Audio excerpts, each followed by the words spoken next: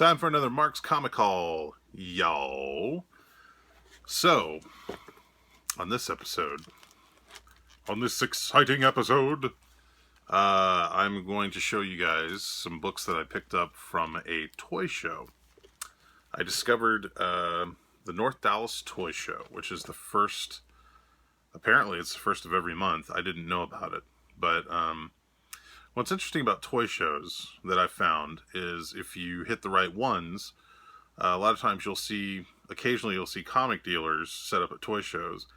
And since most people that go to toy shows are only looking for toys, you can sometimes find some good deals on comics. So I hit the North Dallas Toy Show to do just that. And I should note that admission to the North Dallas Toy Show was a whopping $2.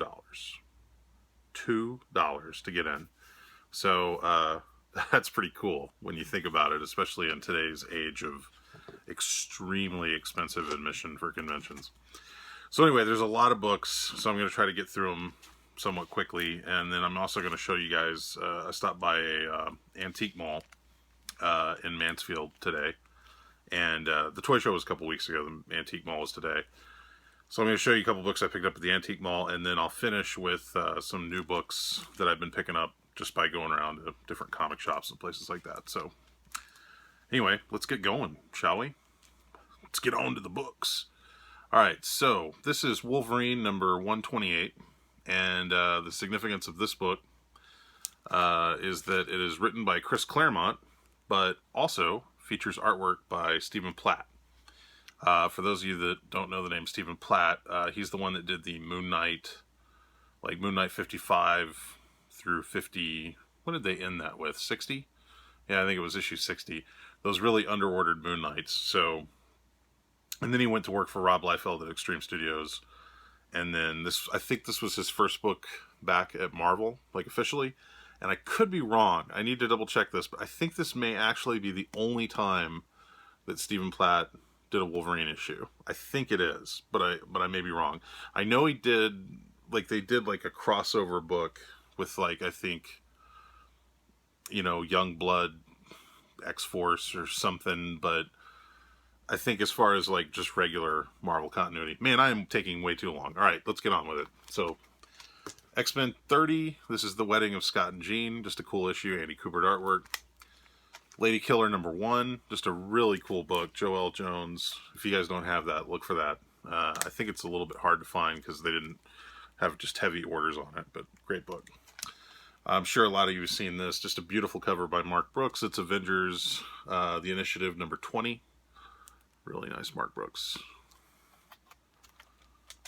I love this. This is Flashback Untold Tales of Spider-Man -1. It's got Peter Parker's parents, Richard and Mary Parker, as agents of S.H.I.E.L.D. John Romita Sr. cover. I don't know if he did the interiors, but anyway, I'd never seen that book, and I was really happy to get it. I'll tell you what I paid for all these when we get done, but I'm just going to get through them real quick first. Let's see, this is Detective Comics number 15, The Death of the Family, with the die-cut Joker cover.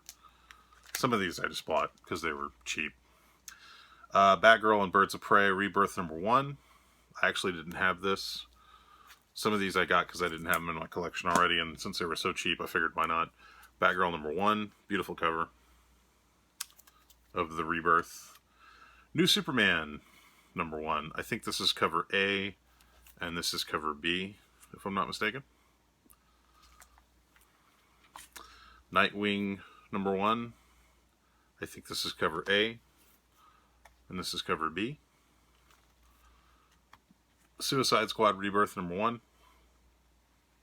I think I have one of those. I just decided to get an extra one. This is from the 1980s and 90s Suicide Squad run. This is issue number 58. The reason I picked this up, nothing really special happens in this issue other than the fact that it is a War of the Gods crossover book. And since that was a company-wide, or, it was a crossover that went through all the different major comics, Suicide Squad at the time was a very low-ordered book. No comic shops were ordering these in bulk. And so since this is a crossover, and there are certain people that are completists that want to get every part of a crossover, this book actually got bought out a lot quicker by people who probably never would normally buy Suicide Squad. So a little bit harder to find than just, any other issue from that Suicide Squad run. I don't understand why Detective Comics #1 from the New 52 run is worth so much, and yet the early issues from that run really don't go for much. So I've been picking them up whenever I see them cheap. This is Detective Comics #4, Detective Comics #6, Detective Comics #7, Detective Comics #9. Some of these are really cool covers too. Tony Daniel. Detective Comics #10. Detective Comics #11. Don't worry, I'm almost done with the Detective Comics. And I never see this. Detective Comics Annual 2. Just a really cool cover. And, annuals typically are not heavily ordered. Let's see. Saga #1, Image First. Some of these Image First are starting to pick up a little collectible value because I guess people are just buying them up like crazy. Same thing with those Marvel reprints that they've been doing lately.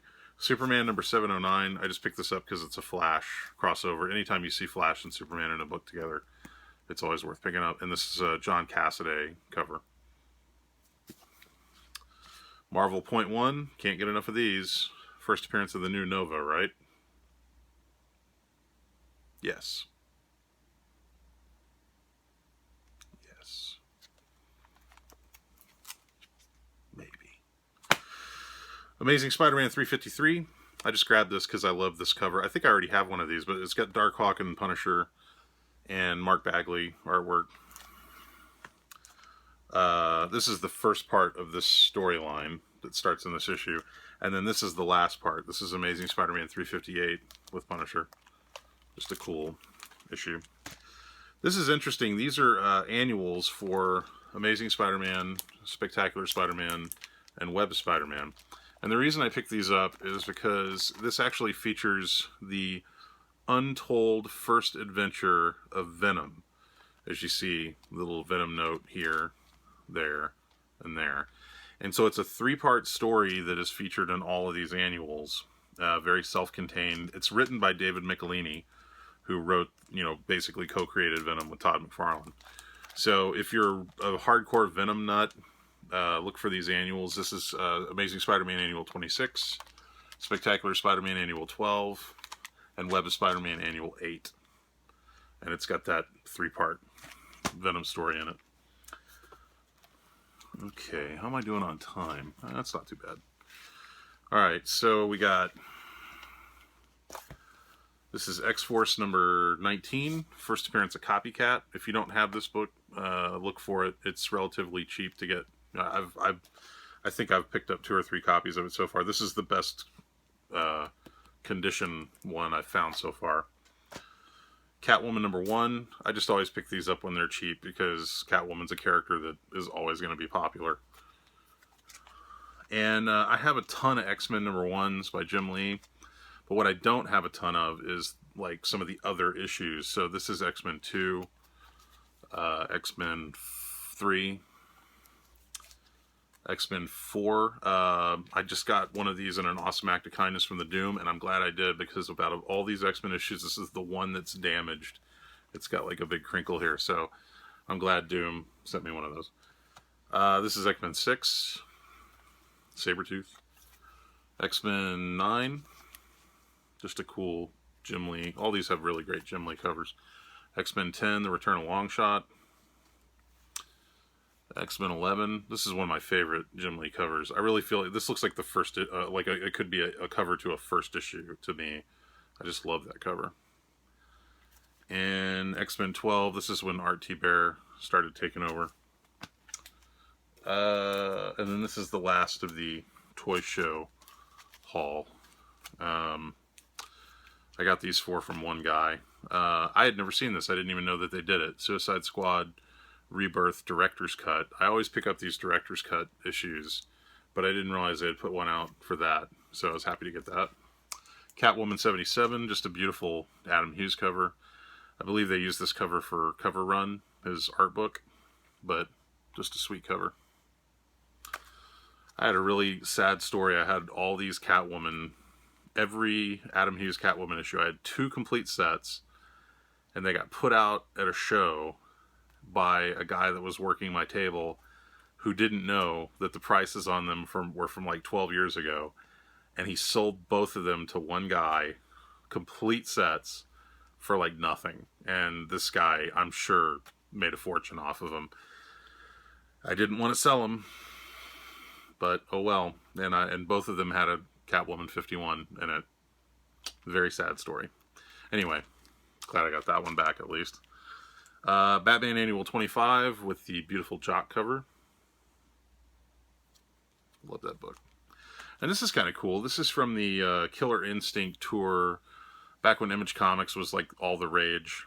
They used to go do these tours, like Extreme Studios did a tour, Wildstorm did a tour. This was the Top Cow, Mark Silvestri's company. They did a tour.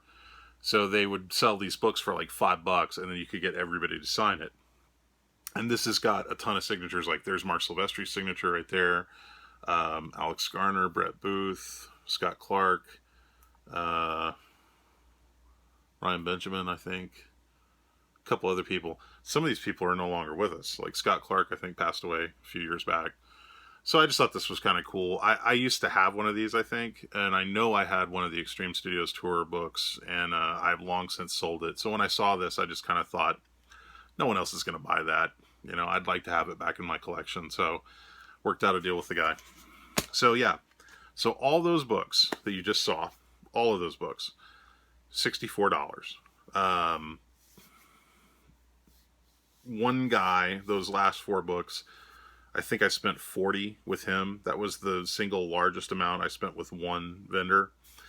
And I didn't really want to spend $40. It was less than what he wanted for the books, but I felt like it was still too much. But the way I looked at it was I got all the other stuff for like nothing, because like I'd go up to people and they'd be dollar books and I'd say, hey, I got 15. They'd say, oh, just give me $10, or, you know, I've got 20, just give me $15.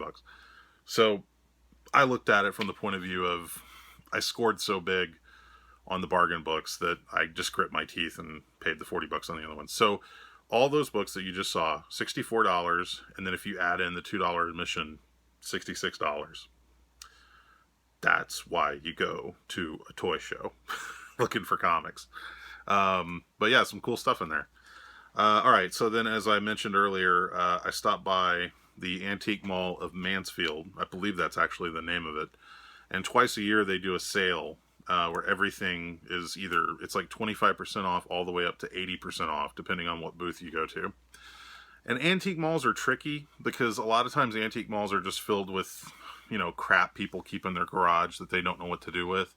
But occasionally you'll find some booths that have comics in it. And so I found I'd say about 5 different booths that had comics in them. All of them were crap except for one. And the guy that had the good stuff, I basically spent about an hour going through every single one of his books, and I found 4 books that I thought were decent. And these were 25% off, so all 4 of these books were $12 with tax. I got all 4 of these books for $12. So this is Captain America 321. I just love this cover. It's a Mike Zeck cover, and Captain America using an Uzi. So a little bit controversial, I think, at the time when it came out, because, you know, Captain America using a gun. Anyway, beautiful cover. And because it's all black on the background, it's really hard to find this in good condition. Like, it's almost always beat up whenever I see it. This copy's in pretty good shape. It's got like a little ding up here and maybe like one down here, but it's one of the better copies I've seen. So it's not worth anything, but it's one of those covers that it's just very hard to find in good shape. This is Cable number 75 with a cover by Rob Liefeld. So, you know, it's like an anniversary issue, giant size. And Rob actually did the artwork on the inside, too. So I figure with Deadpool 2 coming up, Cable's going to be hot. You know, people are going to be looking for Cable stuff. And this is one that a lot of people don't know about because, again, this is one of those Marvel titles that at this point in the run, it was pretty low ordered. So that's kind of cool. Peter Parker Spider-Man 75. This is from December of 96. John Romita Jr. wraparound cover and interior art. And again, this was sort of at the tail end of the speculator boom in the 90s. So this book was one of the lower ordered Marvel books. It was definitely one of the lower ordered Spider-Man books. So there's not just a ton of these out there. And they're not worth anything, but someday down the road, when some Spider-Man fan is going back and looking for all the issues that he can't find, you know, these are the books that are going to be hard to find. And then this is Spider-Man number 52. I believe this is the first time that Ben Reilly Spider-Man meets Venom. And I think Venom had been out of the picture for a little bit, so this is like his big return. And this is another kind of low-ordered book. Like, I very rarely see this, and this one's in really good shape. So I was happy to see this book, period. Is it Ben Reilly Spider-Man? Was he the clone Spider-Man? I can't even keep that straight anymore. Anyway. Okay, so those 4 books were $12 at the flea market with tax. $12. These are the books that I picked up at either some of the local comic shops, or in this case, this was a book that came out that I think some people didn't even know had been released. This is Batgirl and the Birds of Prey number 20, and it's got an Adam Hughes. This is cover B. My shop did not get any of these, and I called around to some of the other shops in Dallas, and they said they didn't get any of these.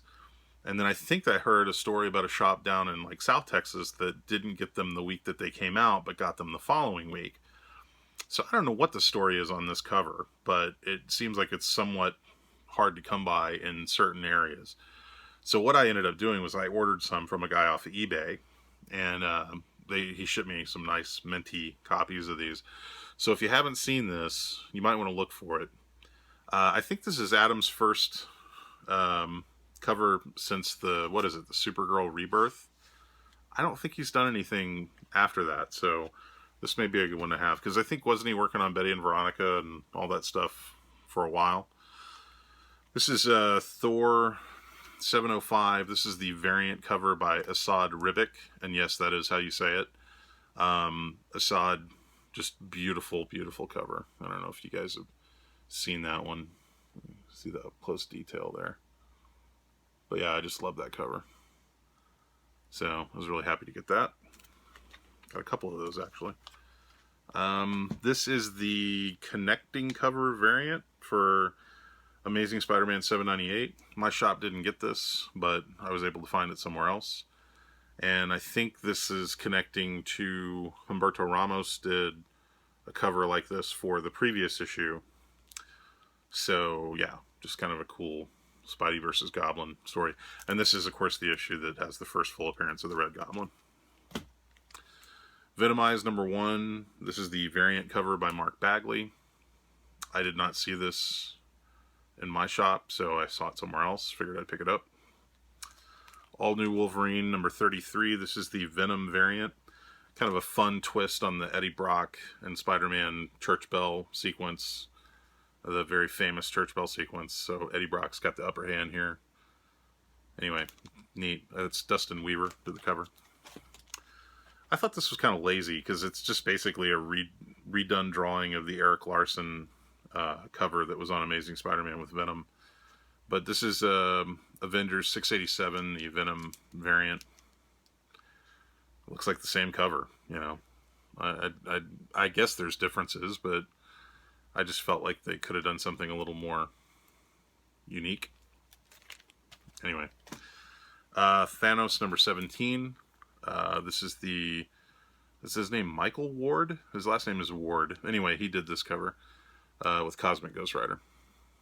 I'm surprised these are not worth more. They only go for like $5 or $7.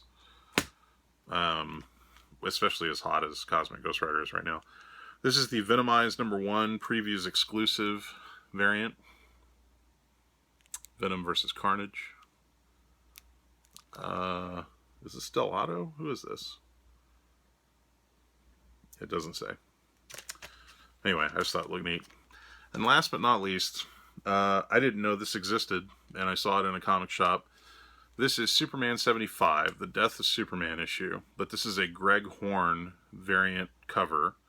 And this was done for the Ace Comic Con, which was the show that they had up in New York with Gal Gadot, Henry Cavill, Ezra Miller, and Ray Fisher from Justice League.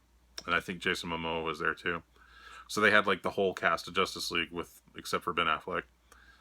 Anyway, they did this book for Ace Comic Con, and I'm a huge Superman fan, so the Death of Superman issue variant cover, I just had to have it, and it was cheap. It was like $5.99.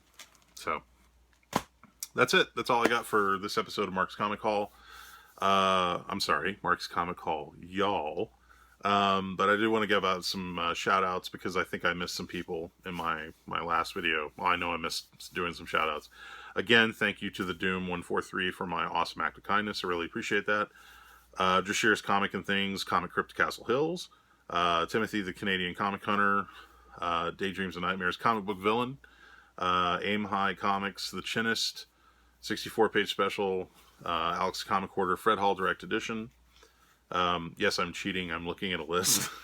I'm trying to see all the people I follow. Spidey Fan, Key Comics Market Watch, The Comic Estate, Jeremy Edwards, who am I leaving out here? ETA Nick, Gizmo 17, Dr. Von Chilla, Seeking Near Mint, Mr. Rigor Mortis 86, All About Comics, Simplify Comic Guy, Undisputed Frost, Sunshine Collects Things, Colton Atkins. Man, I follow a lot of people. Thomas Churchill, Random Comics, Solid 4 ST Bend, the STS guys, and Comic Hijinks, Kingdom Comics, Bad Avenger.